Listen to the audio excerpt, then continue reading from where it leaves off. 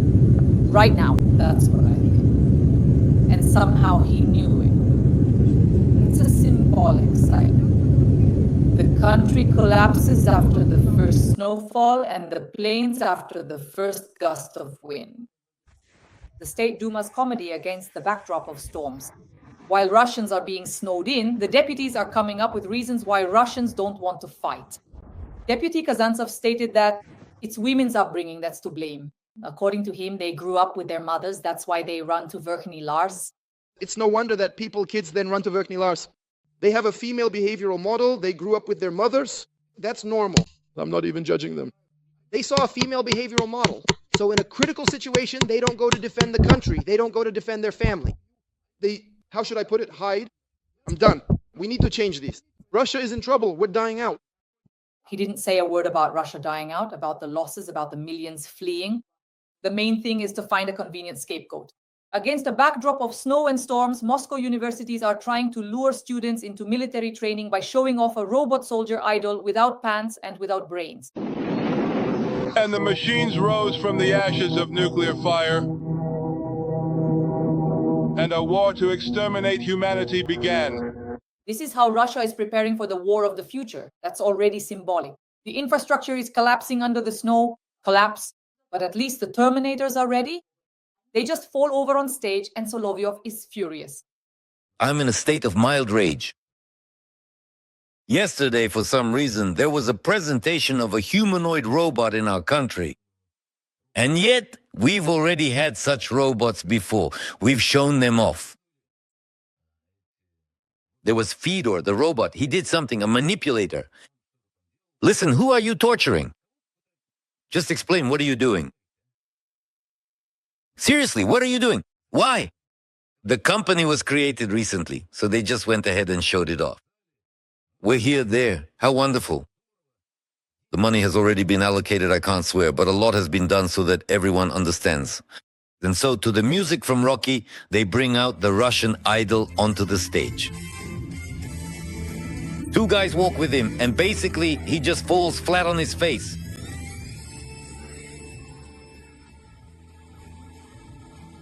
They pick him up, also to the music, and lead him away. Now, there are three of them, and the main thing is, hurry up, let's get the materials. Was this a film about how to steal government or private money?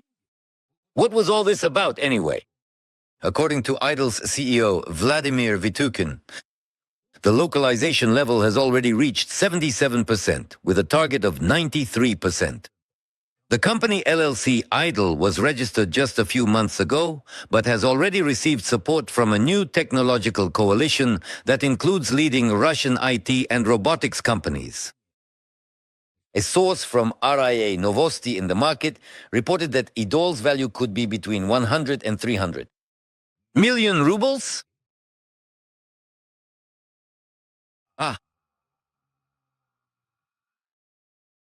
I understand that Vladimir Vitukin will try to reach out to me to explain why so early. Vladimir, why did you come out on stage? Why did you show this disgrace? It's like a children's toy and someone even found out the price from somewhere. What is your goal? To compromise the entire Russian IT and robotics industry. Meanwhile, the Kung Fu robot from Elon Musk, who meets our idol, who just absolutely collapses to the ground at the mere sight of the American robot. And if all our scientific and technological developments are at the same level as in the West, then I have only one question. When will there be arrests and executions in our country? Friends, now let's take a look at the traditional breakdown of top-tier Russian propaganda. Like this video, subscribe to my YouTube channel, and we will definitely win. Glory to Ukraine, glory to the heroes. Okay. Speaking of Vladimir Vladimirovich's prophetic qualities, do you understand today what will happen in 2030? I think more or less it will be the same. I just understand what I would like to achieve as a result of all this confrontation. That is, it's clear that we can't achieve a military victory right now for a variety of reasons, but I would like our turn toward the global south not to look like an imitation. I would like us to actually establish the kinds of military strategic cooperation agreements that we have concluded with North Korea, and to do so with others as well. Latin American regimes, the so-called Red Belt first and foremost, Cuba, Venezuela, Nicaragua. All these countries are waiting for our help and are counting on it. And these are really the strongest cards we have in the game with Trump. Because how are we playing with Trump right now? We do something small and then look at Trump to see his reaction. Trump, do you see, we kind of have new agreements with Africa. We have something going on with India, right? And we glance over at him, right? But when we stop glancing at him and just turn our backs and start actually doing this, we'll bring in 25,000 Cubans for the war, set up 4 military bases in Venezuela, and then someone will come knocking on our door and say, guys, let's make a deal. It's clear you're up to something. That feeling, that samurai-like recklessness, which, by the way, North Korea has, Russia needs it, at least in some, but we're getting closer to that. The universe itself is pushing us in that direction. We're trying our hardest to renegotiate, but no one is renegotiating with us. No one has met us halfway on anything, not even a single step. Well, I mean, for how long now? 2 or 3 years, we've been telling everyone, let's do it this way here. We'll give this back to you. We won't go there. We won't denaxify here. We won't overthrow Zelensky, and what else? We won't use very big bombs. But no one is meeting us halfway on this. So, again, Trump said, no Donbass, no Zaporizhzhia, no Kherson, nothing like that. Just make peace somehow so that Trump Could get the Nobel Prize, and then, well, we'll see how things go from there. We'll see how it goes. That's it. That's all. And well-meaning suggestions just hit a wall. You look at the people of Donbass and realize that these people don't need much. They're ready to make do with very little. They say, just give us water for at least 30 minutes a day. They're willing to endure all these hardships for one thing, for a great victory. You think only 30 minutes a day? No, they don't even ask for that. They get water twice a week, and even that's not the most important thing. Our guys are bringing victory closer, and victory will be ours. What is said about a woman? What are her roles? These natural abilities are instilled in her by God. To be a loving and supportive wife, to be a devoted and nurturing mother, to be the gentle fairy of the home, the caring mistress of the house. And in wise books there's a term that's used, it's a figurative one. To be a goddess. We do not attribute it any religious meaning. However, the understanding is that a woman can, in fact, make another person truly happy. A woman shouldn't have to work, but there aren't any more people, Vladimir Vladimirovich. That's why they're trying to deploy British troops to the border with Belarus and French troops to the south. And that's when we'll strike them, and coffins will start flying. If there's even anything left to bury after tactical nuclear weapons are used. That's what they've brought the country to. And now the Ukrainians who are dying at the front, who are just being ground into dust, are they fighting for this? Sisters, wives, daughters worked as prostitutes in German brothels while their men are being sent to slaughter. The fate of Ukraine doesn't concern anyone in this world except Russia and the Ukrainian people. Only now our Ukrainian people are already here. As for those who are still there, I don't care about them at all. Not a single one. There isn't a single one left there. For me, there isn't a single one left over there. Maybe 100 people in the underground. They applauded when they entered the Kursk region. They were happy. They continued to support the Nazis with their taxes. They will all answer for this. Except for those who realize in time, come forward, leave Ukraine, or make an effort to prove that they are against this Nazi regime. The example of a minister doesn't decide anything. There isn't a single dumb brute who hasn't been a prime minister of Great Britain. I mean, they just went through a series of people who would have become more popular than this guy from India. Clearly, it's the financial elite. I'm in a state of mild rage. Yesterday, for some reason, there was a presentation of a humanoid robot in our country. Before that, we already had such robots. We showed them off. There was Fyodor. He was doing something there. Listen, who are you torturing? Just explain what you're doing, huh? I can't use foul language, but a lot of things were clear to everyone. To the music from Rocky, they bring out a Russian idol onto the stage. Two guys walk with him, and then basically he just falls flat on his face. It was like filming a movie about how to steal government or private money. That's what it was all about. That's what this endless disgrace was about. Meanwhile, our Chinese comrades... Honestly, I'm so filled with hatred, I can't even find the words. China has consistently shown significant progress. The next product. Here, take a look. The Chinese have unveiled a new humanoid robot. Not with a nice Russian name. Idol. They just took it, cut it off, and showed it. This is what it looks like. Tell me, please, can we compare the gait of the two robots? Why did you create this disgrace for the whole world to see? According to Idol's CEO, Vladimir Vitukin, the localization level has already reached 77%, with a target of 93%. The company LLC Idol was registered just a few months ago, but has already received support from a new technological coalition that includes leading Russian IT and robotics companies. A source from RIA Novosti in the market reported that the cost of the Idol could range from 100 to 300 million rubles.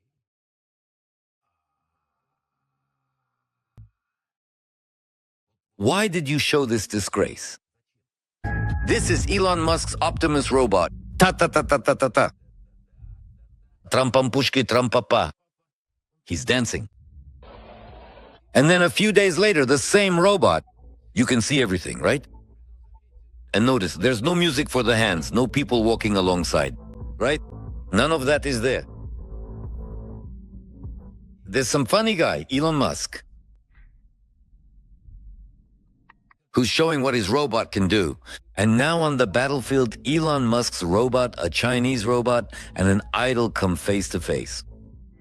Well, first of all, it's immediately obvious that idols need to be accompanied by two people in costumes who have to hold the idol's head so it doesn't just fall over.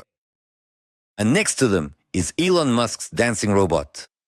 But everything is fine with us. Ukraine across the Dnipro must be destroyed, the Kiev dam must be destroyed, the city must be flooded, Kharkiv must be wiped out, Mykolaiv, Odessa, Sumy, wiped off the face of the earth like Dnipropetrovsk and other cities. At the same time, we warn them first. If they don't understand, we carry it out. Well, there's no other way, unfortunately. It's not good or bad, it's just data.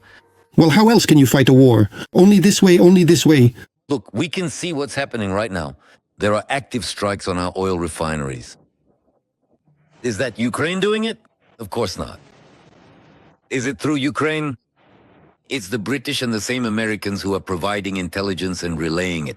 I have only one question. Are we ever going to start paying attention to this? How many times have I raised the issue of air defense on this show? No, I get it. Maybe it's a brilliant idea to turn off mobile internet, and that will immediately stop everything from flying. I understand that it's a brilliant idea to impose a flight ban, after which suddenly people can't fly during vacation season and end up sitting in airports. That really helps a lot. I just don't understand what it helps with. Because all of this supposedly helps, but the debris from the downed drones, as they say now, causes such damage that you start to wonder, is anyone in our country actually going to be held responsible for this? And why do you like to step not only on your own rakes, but also on the rakes that others step on, and not learn from them? No, I think the Democrats would definitely be better for us, because Trump is the kind of person who can make a very radical decision. And he will, definitely. And we'll see the hazel tree bloom. And finally, Poseidon Sarmat, what beauty. Why, you'll finally see how beautifully the storm petrel flies over the gray expanse of the sea. What? You're just like, you followed Obama's path. That's a vicious path. We struck Kiev. There's no light in Kiev, no heat in Kiev, no water in Kiev. Is this good or bad? I think it's good. We are continuing to collect donations for the needs of the Belgorod region. We will be buying devices that allow you to heat rooms, that allow you to cook food. Basically, everything needed for those who, are refugees, and for those living in houses located in blackout zones. The Kiev regime is striking at the region's civilian and energy infrastructure. We must be prepared for anything.